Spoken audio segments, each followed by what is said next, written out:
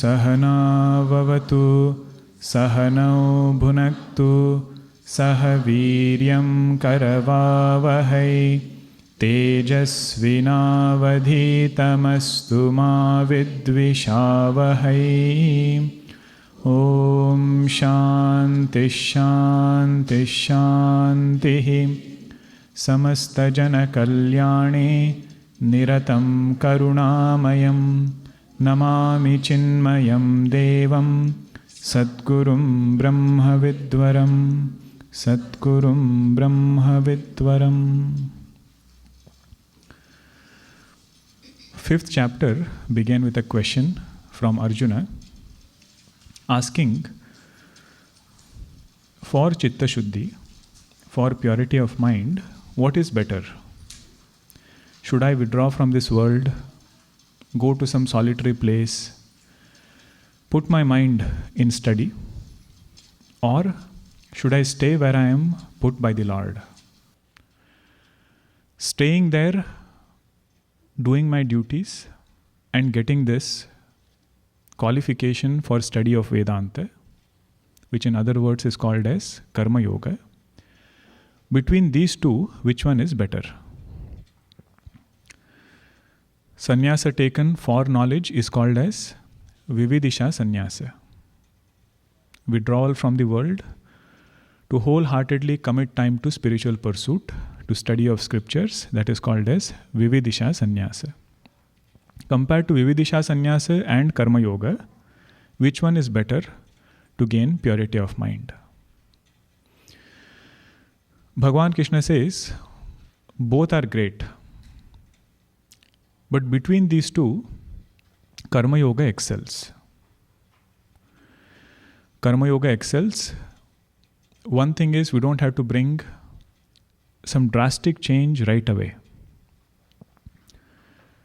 Staying wherever the Lord has put us, if we can do our duties with the right spirit, Bhagwan says that will bring a very beautiful mind. Having mentioned this point, Bhagwan also says the one who is doing this kind of Karma Yoga, he will not remain there forever. He will be led to the next step and finally culminate in the same destination of abidance in the truth. One person followed the path of Vividisha Sannyasa and reached the truth. Another person is following the path of Karma Yoga and reaching the same truth.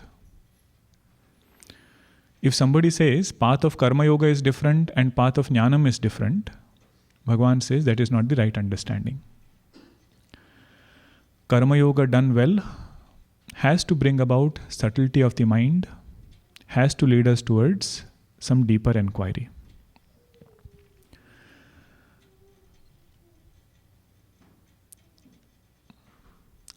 And in several verses, Bhagwan is highlighting what is the nature of a jnani. How does a man of realization look like? And in several verses, he is elaborating how does a karma yogi look like? How does a jnani work in this world? Pashyan, Shrunvan, Sprushan, Jigran, Ashnan, Gachan, Swapan, Shwasan. Means all transactions are going on because he has disidentified with ego. He doesn't take ownership of any of those transactions. That is a jnani. How does a karma yogi live in this world? This is like a lotus leaf with a drop on top of it. How that lotus leaf doesn't get affected by that water droplet. In the same way, karma yogi doesn't get affected by karma. Because he has offered it to Bhagavan and he looks at himself just like an instrument. Actually, that is a very nice activity for our own reflection. In 5th chapter, looking at how Bhagwan describes a jnani, how Bhagwan describes a Karma Yogi. In Karma Yogi, ego is still there, but it's a beautified ego. That ego which doesn't bind him anymore. How about in jnani? Ego is there or not? How many say yes? How many say no? One answer at least you should pick. Some are. Perception of ego is there. In a jnani, ego doesn't evaporate. Ego is very well perceived, but his knowledge overrides perception. See, jnana marga, nothing is destroyed. With knowledge, actually, you cannot destroy anything. For destruction, we need karma. Jnanam will only tell me what is the nature of truth. Just like everything in this world is an appearance, this jnani understands my ahankara is also an appearance. Just like world continues to appear, ahankara also continues to appear. But because he has understood with so much clarity, and he has put forth effort to keep this ahankara away, he never takes up that ahankara to be himself. Having said this, Bhagwan takes up a very important topic where he is telling us spiritual study should not remain only some intellectual knowledge. It should not remain only information. This is one of the theme of our upcoming Vedanta course. From information to transformation. Information is, we have studied a lot. But transformation is, we can actually revel in that knowledge, revel in that bliss. Vedanta spoke about Ananda Swarupa Brahma. But if that sadhaka is still unhappy in his life, that knowledge has not done much good. Pani mein meena piyasi, mohe dekhata avata hasi. Kabir Dashi might say it. The fish is thirsty in the water, and looking at it, I am amused. So this whole world is consciousness. There is nothing but the consciousness. And consciousness is of the nature of bliss. But in spite of that, if one is unable to revel in it, he said that is really a wonder. What is the obstacle? In spite of knowing our nature to be consciousness, what is the obstacle that is stopping us from actually reveling in it? That Bhagwan takes up in 21st verse. Let us chant 21st, 22nd together. Bahyasparsheshvasaktatma Vindatyatmani yat sukham Sabrahma yoga yuktatma Sukhamakshayam Yehi samsparshaja bhogaha Dukkhayo-naya evate Adyantavantah kaunteya Nateshu ramate buddha. Bahyasparsheshu asaktatma. This sadhaka is understood. If I want to revel in that bliss within, if I want to revel in the bliss within, I have to withdraw from joy coming from sense objects from outside. Bahya means outside. Sparsha means with the contact of sense objects, whatever joy is coming. Bahyas parisheshu asaktatma. One who is not interested in that kind of joy. What did he get? Did he only withdraw and be miserable? Say no. Vindati atmani yat sukham. He was able to discover the joy within. Can't I do both together? Can't I get external joy also and revel in that joy within also? Gurudev writes in one place, Kama and Rama both cannot go together. Either we have Kama or we have Rama. Rama is that Atma Sukham. Kama is Sukham coming from outside objects. In spite of several years of Vedantic study, if you are able to open this knot, it will bring transformative results in our spiritual journey. The traditional story is of Upamanyu. It is said he wanted to drink milk one day. He asks his mother, and mother was unable to get milk for him, so she just takes flour, mixes it in water and says, this is milk. Then he goes to his uncle's house one day, who had a real cow. And there he tastes real milk. Then when he comes back, when he tastes that same milk, he says, this is not milk. The flour with water milk, he says, this is not milk. That is the real milk. That is when it is said, his mother says, you pray to Bhagwan Vishnu. He lives in Kshira Sagara. He will bless you with everything that you want. Just pray to him. This example is given for happiness coming from sense object and happiness coming from Atma. If you are unfamiliar with Atma Sukham, that is like drinking water with flour and thinking that to be milk. But if you are able to practice this first line, withdraw the mind from outside and turn it within. That is like tasting real milk.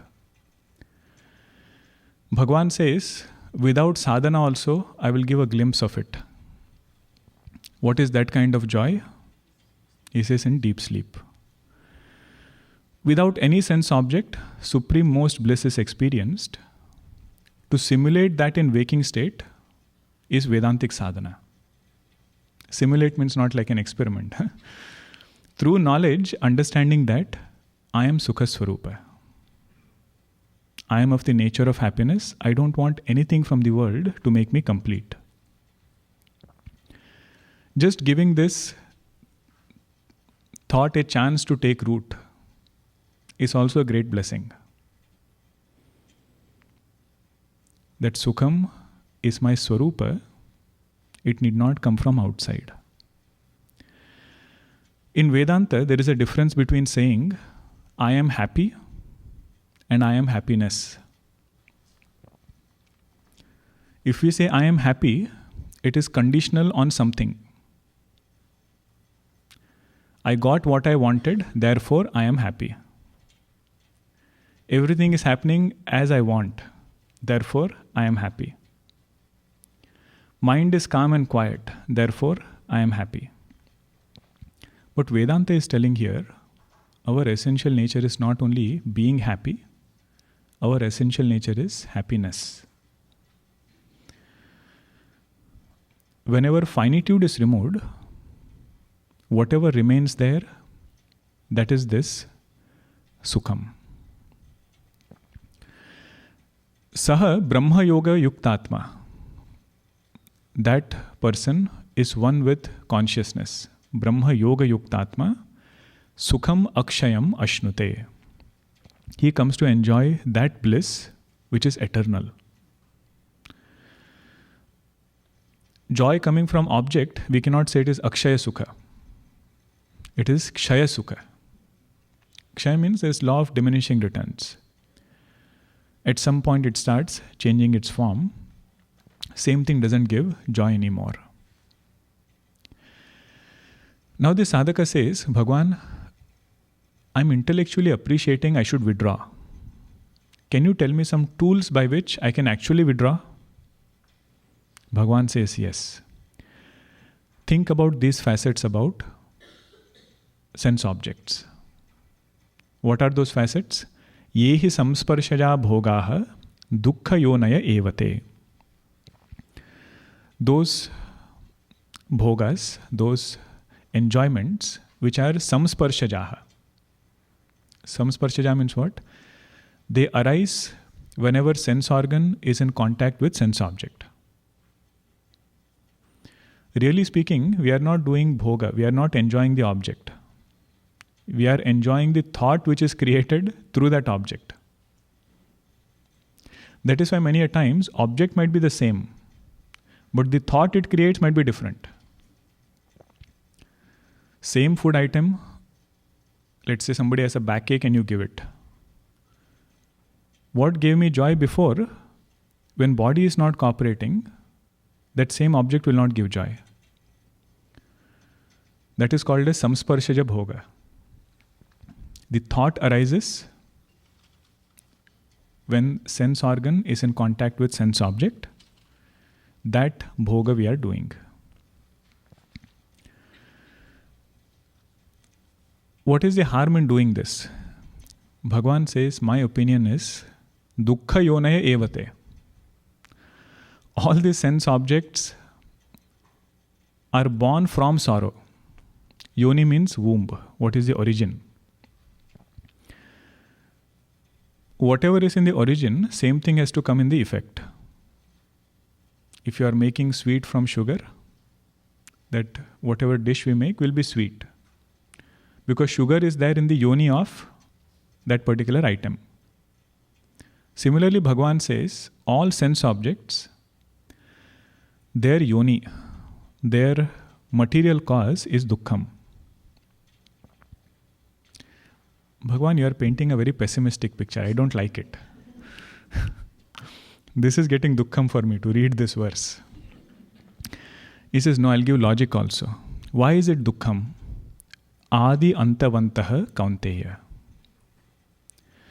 It is sorrowful because there is temporariness involved in every bhoga. It has come at a time. The very fact it has come, it will go away at some point.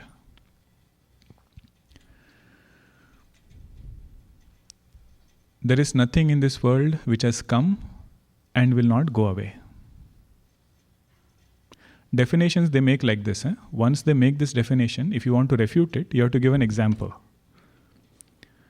Tell one thing which has come and will not go away. This whole creation has come. If it has come, it will go away. So he says, what are we investing our happiness into? Either it be an object, or it be a person, or it be a situation. If it has come, it has expiry date along with it. Adi antavantah kaunteya. In such kind of bhoga, in such kind of enjoyment, wise people do not revel. Na teshu ramate buddhaha. If the student comes and says, but I revel, Bhagwan says, up to you. I am saying wise people don't revel. He is very precise in his words. He says, depends upon you. Do you want the title of wise? This is the quality needed. Na teshu ramate buddhaha. In general, this will become our way of educating our mind. If we just keep saying we should get vairagya, we should pull back our mind, it will never happen. Bhagwan says the way to do it is educating the mind. What is a way of educating? Reminding ourselves before it gets into any kind of attachment. To do it later when the results are coming is very difficult. Right in the beginning, when mind makes sankalpa. Sankalpa means resolve that this particular thing is very good, it will give me joy. At that time, these two verses we should memorize and try to correct that thinking. That this particular thing is sorrow in disguise. If not now, at some point it is going to give me sorrow if I give undue importance to it.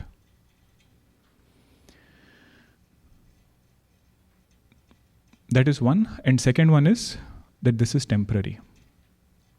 It is there today. If I invest happiness in that thing, tomorrow it might not be there. So happiness also is becoming temporary. That is one thing this sadhaka is very alert. Now the second thing is, what is a healthy perspective now? If you just say everything is dukkham, dukkham, dukkham, we might feel Vedanta is talking about life is very dry, very boring. Bhagwan is telling here, we should have a healthy perspective towards bhoga. Bhoga means enjoyment. In enjoyments also, there is a spectrum. On one hand, we have nishiddha bhoga. Nishiddha bhoga means forbidden objects. The nature of those objects are, at the beginning they will give joy, but their culmination will be in sorrow. Beginning they will give joy, culmination will be in sorrow. Then there are kamya bhogas. Kamya bhogas means they are not forbidden. Like even the desire to eat is a desire. Desire to wear good clothes, that is also a desire. Everything is a desire, actually speaking, but it is not forbidden. So kamya, what is the example of forbidden bhoga? Some addiction, mind-altering substances. All of those are nishiddha. But if you take the in-between one, kamya bhoga.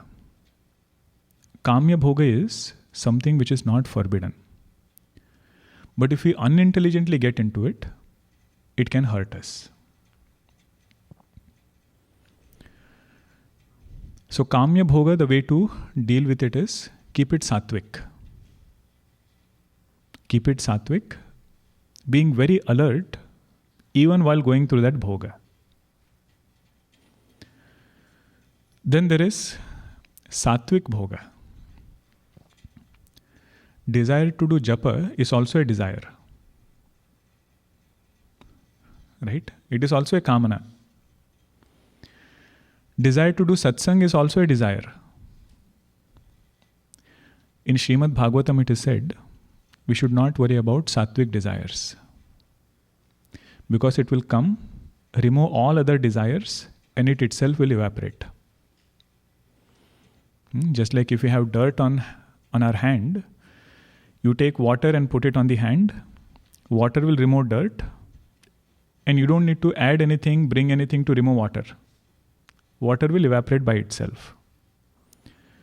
So Bhagwan says all sattvic desires, they are like this satsang kind of desires. That is the dharmic perspective.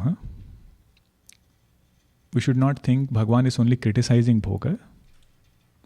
He is saying if at all there are desires, the choices should be sattvic.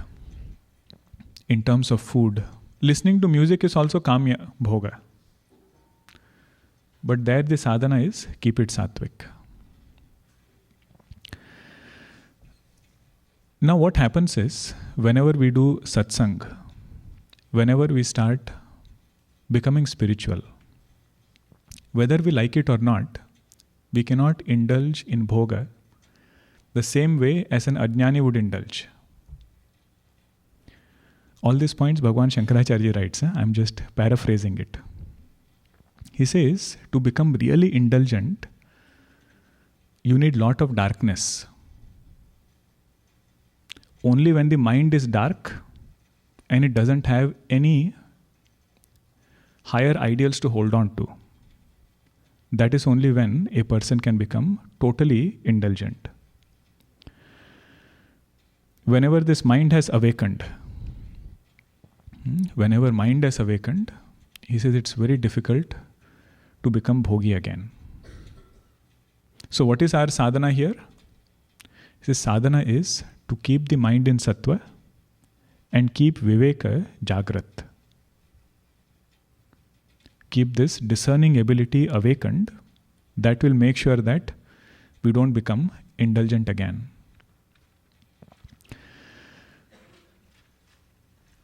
In Vivek Chudamani, Bhagwan Shankaracharya ji gives example of 5 animals.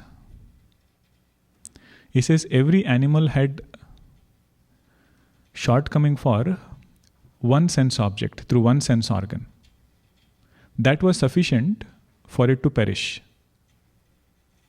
What to talk about human beings who have weakness for all 5 sense objects through all 5 sense organs? Shabdadibihi panchabihi eva pancha. Panchatva mapuhu swagunena baddhaha. These 5 animals, because of one limitation, they perished. Who are those 5 animals? First one is Kuranga. Kuranga means deer. They say they catch a deer by playing some music, playing some tunes. It follows that sound and music. They play flute also, it seems, some hunters. It will go and get trapped. Limitation of hearing, sound. If that is the shortcoming, it perished because of that. Matanga means elephant. Elephant has weakness for touch. So the way they dig the pit is this elephant goes and rubs itself towards that, whatever the covering is, and while doing that, it falls in the pit. Elephant perished because weakness for touch. Patanga means moth. Moth sees a flame, goes inside it. Means weakness for sight. Kuranga deer had ear weakness. Then elephant had weakness for touch. Moth had weakness for sight. Meena means fish. 4th animal is Meena. Fish has weakness for taste. When they put the bait, they don't just put the hook. They also put a small piece of flesh or something that it likes to eat. Fish ended or perished because of taste. And Bhrunga means bee. It is said bee has weakness for smell. That is how it will find the flower. It will go in that and it will get so engrossed that it will not know when the flower closed. So Bhagwan Shankaracharya says, look at these 5 animals. All of them perished because of one limitation. And what happens to human beings who have limitations for all 5 of them? See, this verse might look very technical. Oh, what is this? Samsparshaja bhoga. That thought which appears when sense organ contacts sense objects. This verse we should remember whenever we go to a mall. Window shopping, what they do? Samsparshaja is happening. Eyes are seeing that object, vritti is rising. Then second part should come. Dukkha yonaya evate. Right now it appears glamorous, but it has sorrow hidden there. And sometimes they will even give it for experimenting. Have you seen perfume shops? They will not just keep the bottle. They'll keep 2-3 things outside. You can try it. Because samsparshaja has to happen. Unless sense organ tastes it, that desire will not arise. Once it arises, then we are in the control of that object.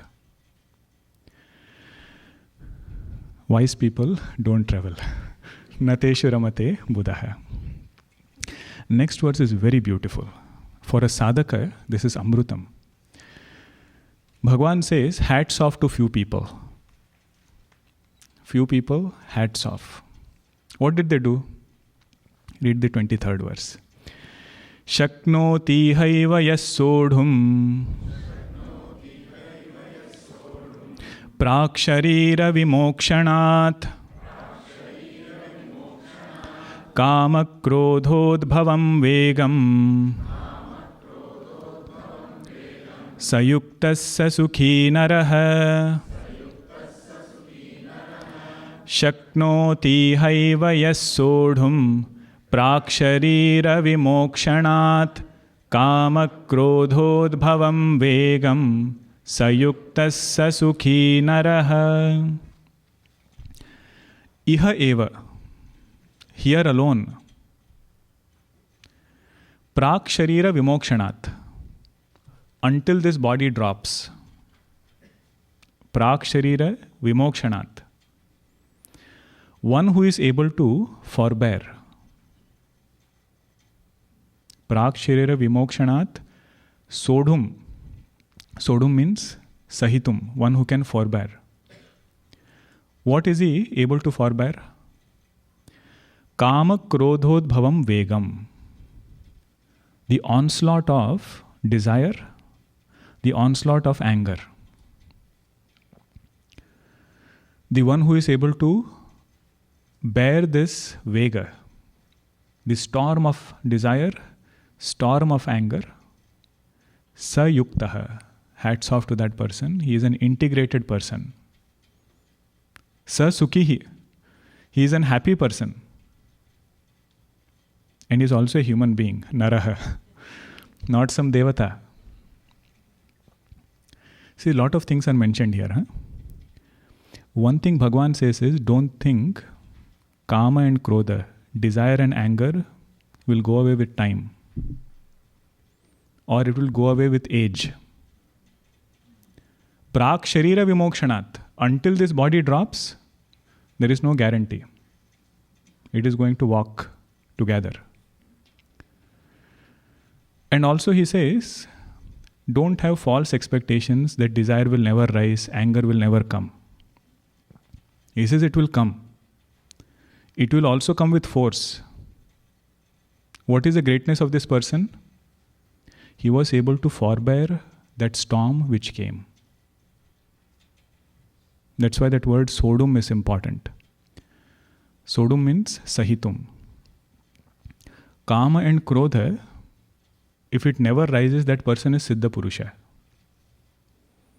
But in a sadhaka to say Kama and krodha will never rise is very impractical advice. But what Bhagwan is telling here is, if storm comes, let it come. But let that storm not translate or push us into action. That is the meaning of forbearing that storm. What is this quality called in Sadhana Chatushtaya? Titiksha or Damaha. Damaha. Titiksha means forbearance. There the forbearance is in the form of forbearing joys and sorrows which come. Okay, from the world whatever comes, that I should forbear. Damaha is, even if mind has gotten a storm, that storm doesn't translate into vyavahara. The guards who are standing at sense organs, they are very powerful. They will decide what has to go to the world outside. They will decide what has to come inside. So this particular verse is a reminder that if at all we want to have faith in God, not on our mind. Puja Guruji used to narrate this story whenever he would explain this topic. Don't trust your mind too much.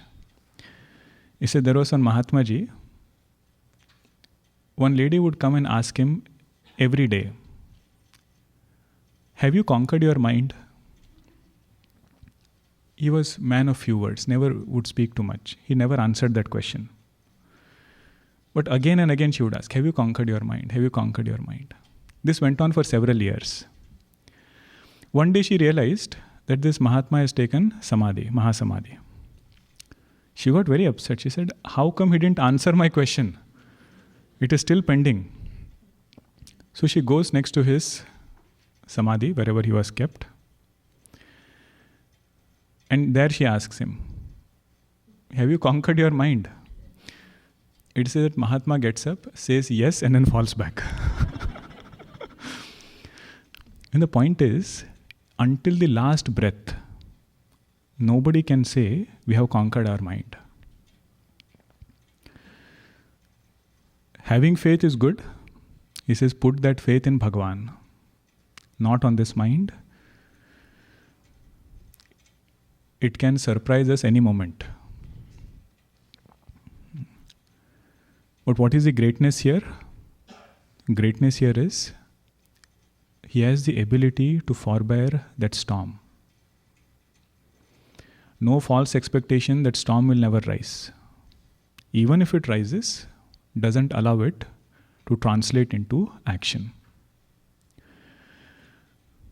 This law of karma is such, once we act, whether we like it or not, results will start coming. Out of kama or krodha, if we do some action. Now once that action is done, Bhagwan says, in karma phala I don't have choice. I cannot say karma I did, but in karma phala I want some other karma phala. All in all, such a person is a great sadhaka who has gained this ability to forbear that storm. Now, having done this, what does he do? What did he gain out of it? Next 3 verses, Bhagwan is talking about Nirvana. Nirvana is a very popular word, if you have noticed it. There are many restaurants also, I heard. Nirvana.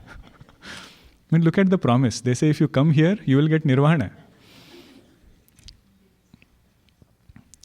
Nirvana is also made very popular by Buddhism. And what is the example given?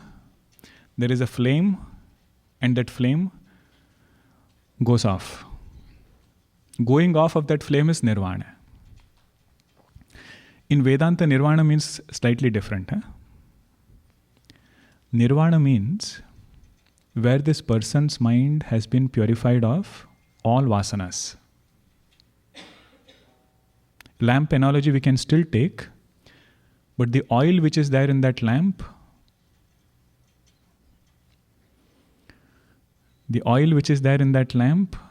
that oil has been removed.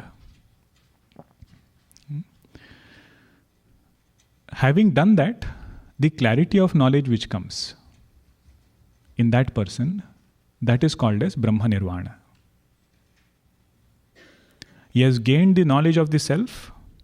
Whatever was superimposed on the self, that appears to be mithya. Nirvana is not only absence of something. Nirvana is knowledge of substratum. This is the slight difference between Vedanta and Buddhism. In Bauddha Darshana it is said, substratum is shunyam. There is no substratum there, it is shunyam. Whereas Vedanta is saying it's a very positive entity called as Sat. Having realized that, everything else disappears. But if you only have knowledge, vasanas have not gotten purified, then that knowledge one cannot benefit. That is the meaning of the word Brahma Nirvanam. See how Bhagwan opens it now. Yontas sukhontara ramaha tathantar jyotirevayah sayogi Brahma Nirvanam Brahma bhuto dhigacchati Yontas sukhontara ramah tathantar jyotirevayah sayogi brahma nirvanam brahma bhutodhigacchati. The one who has these qualities and he has understood nature of self. Yaha, that person, antah sukha. He has discovered the sukham within. Antah means within, sukha means that happiness. His name itself is Antah Sukha now. Antah Sukha, Antaratmaha. Antaratma means he is sporting in that bliss. Reveling in that bliss, it is not some inert state. Bhagwan Raman Maharshi, once he was sitting in his ashram, where somebody reads some other poetry which said, in the non-action of this saint captures everybody's mind. In the non-action of the saint, he has captured everybody's mind. Raman Maharshi clarifies and he says, non-action is not inertness. Non-action is not inertness. He says it's like a gyroscope. Have you seen that spinning thing where they just do it and keep it there? It's rotating so fast that we really feel it is still. But actually it is moving at a very high speed. Only he can come up with these analogies. He says, Jnani reveling in truth is like that gyroscope moving. It is not some kind of inert state. It's a very positive, aware state of that blissful self. That is the meaning of the word Antararamaha. One who is seeking delight, one who is seeking solitude in Atma. Antas Sukha Antararamaha. Tathantar Jyotirevaya. He has discovered that consciousness within, that blissful self within. Again, Jyoti here doesn't mean physical light. In Vedanta, whenever the word Jyoti comes, it is referring to consciousness. Tameva bhantam anubhati sarvam. Means in that light of consciousness alone, everything else is understood. These are all techniques and also the state of a realized person. What is happening in their mind is the first line. Antah Sukha, they are reveling in that bliss. Antararamaha, it's an active sporting, not just some inert state. And Tathantar Jyotirevaya. They have discovered the nature of consciousness. Sa yogi Brahma Nirvanam. That person is a yogi. He is having Brahma Nirvanam. That's why the word Nirvanam is important. No vasanas and clear knowledge. Both have to go together. There is no discontentment of any kind.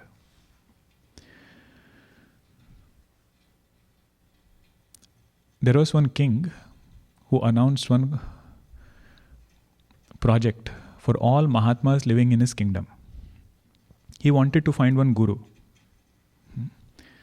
So he said, I will give land, I will give money. Whoever builds the biggest ashram, that person will become my guru. Now, becoming Raj Guru is a big thing. So many people were there who signed up. A king is giving land, king is giving money. What is the harm? Just build the biggest ashram. And this king would go for inspection. After every few months, he would go and see how they are doing. One Mahatma, his name was there on the list. But he found him happily sleeping under a tree. The king went, I see your name, but looks like your ashram is not built yet. That Mahatma says, the ashram is already built. Ashram is already built. And he quotes the shloka we chant during eating. Bandhavaha Shiva Bhaktascha Swadesho Bhuvanatrayam. He says, my home is this whole creation. Why should I limit it by building walls? And every person is my relative. Why should I create another family? Those are these Mahatmas, Sayogi Brahma Nirvanam, whose Vasana has been removed and who look upon this whole world as an appearance. As Brahma Swarup only, put it that way. Sometimes when you say world is mithya, we feel it is not appealing. If you say world is Brahma, I say yes, that is good. World is consciousness is good. To say world is mithya is little difficult. Okay, say it that way. Brahma bhutaha adhigacchati. That person doesn't remain a person anymore. That person is Brahma. Brahma bhutaha Brahma Nirvanam adhigacchati. He attains this Brahma Nirvanam. Then what happens? He said, then very beautiful indicators are given. Few are sadhanas and few are the state after realization. You see the next verse. Labhante Brahma Nirvanam Rushaya Kshina Kalmashaha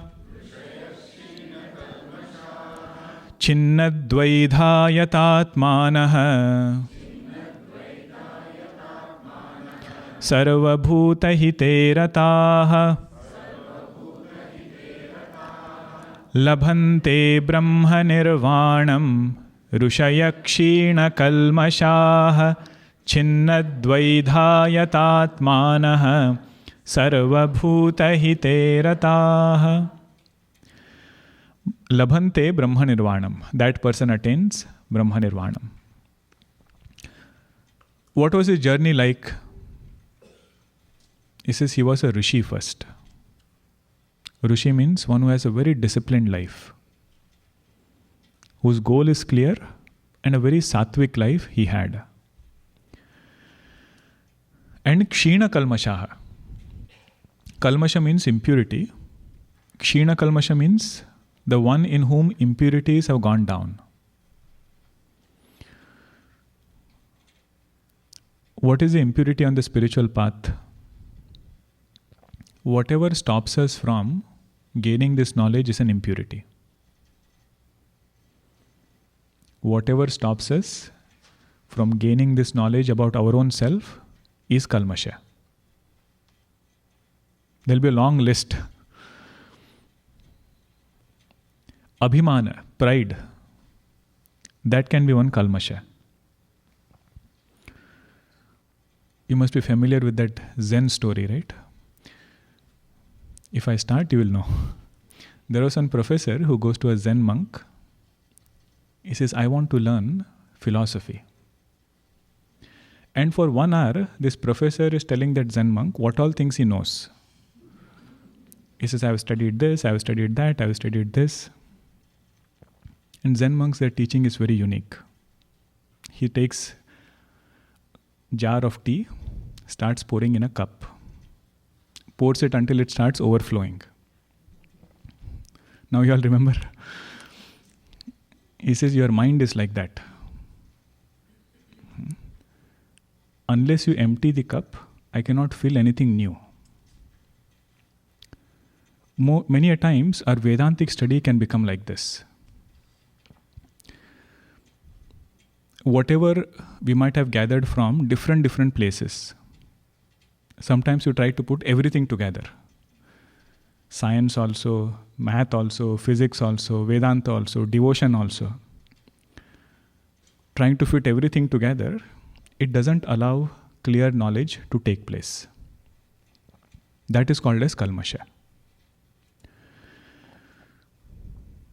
Kalmasha can also be in the form of distraction of mind. Today in Kathopanishad class, we are going to see the meaning of the word Sahana Vavatu. Introductory mantra. At the very end, there are 3 Shantis. Shantihi, Shantihi, Shantihi. The first Shanti means may we have Shanti at physical body level. Means when we sit down for Shravanam, may this body not move. If somebody comes, don't wave.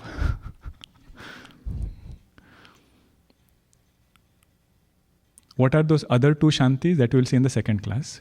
But the first Shanti is, may we have Shanti at physical body level. That also can become a Kalmasha. Mind distracted, it cannot grasp things. Other Kalmasha could be extrovertedness. Right? On one hand, world is pulling us out. See, world pulling out, don't confuse with duties. Duties pulling out will never bother us. It will in fact help us. When we say extrovertedness or world pulling out, it is only referring to sense objects, Vishayas. That could be Kalmasha. This sadhaka has worked on all of them. If there is dirt on the cloth and I keep saying it is dirty, just by saying it, it will not get cleaned. I have to do something to clean it. In the same way, impurities of the mind, he has to work on it. The one who has done that, that person gets his title, Kshina Kalmashaha. When such a person does Shravanam, very quickly he can grasp. Not only grasp, he can also independently reflect on it. Because of which all his doubts have gone away. Therefore he gets the title Chinna Dwida. Chinna Dwida means, Chinna means to cut asunder. All doubts he has cut asunder. This is one great practice. Whenever we hear anything spiritual, if we take notes, it's well and good. It will help us keep track of the whole flow of ideas. But there should be a time when we reflect upon the entire thing without any support. Don't take support of the discourse. Don't take support of the book. Don't take support of notes also. That is when you will understand how much you have grasped. That is called as Chinna Dwida, one who can connect all the dots on his own strength. And many a times when we try to do that, we ourselves will feel there are many missing dots. Either the words will not become clear or the idea will not be well understood.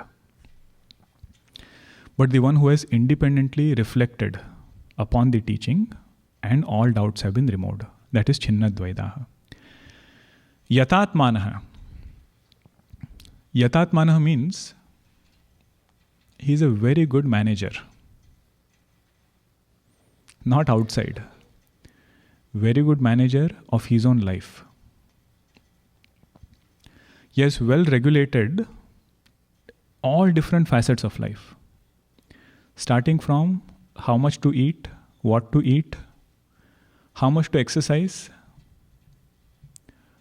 how much to sleep, how much to work, how much to rest. All those things he has moderated very well.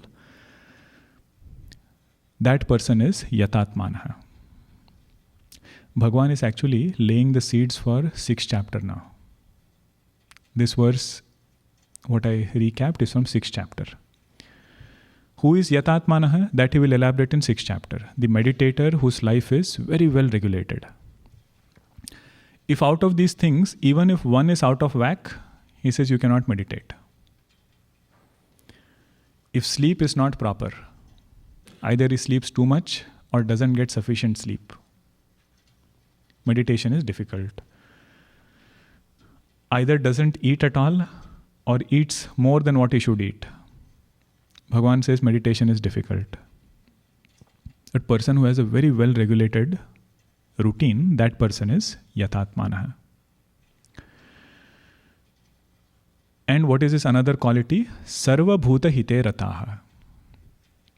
Is ever engaged in doing good for others. Sometimes Vedanta looks like a very self-centered pursuit. They always keep saying, have sadhana nishtaya, strive for moksha, look within. But you see what they are saying here. The result of knowledge is also sarva bhuta ite rataha. The sadhana is also the same. The practice before knowledge is, his personality became such, he is always thinking good of others. And after gaining knowledge, how does he live in this world? By always thinking good about others.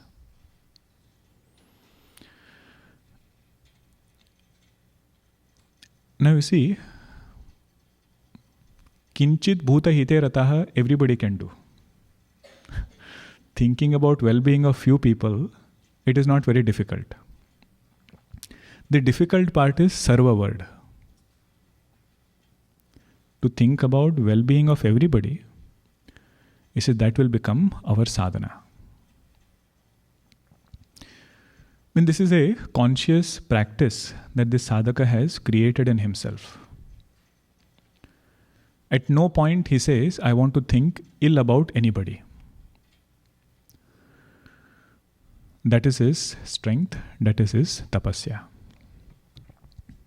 More we will see in the next session. This particular quality comes in 12th chapter also. Sanniyamyendriya gramam sarvatra samabuddhayah. Then the second line has sarva bhuta hite rataha. Te prapnumanti mameva sarva bhuta hite rataha. Om Purnamada Purnamidam Purnat Purnamudachyate Purnasya Purnamadhaya Purnameva Vashishyate.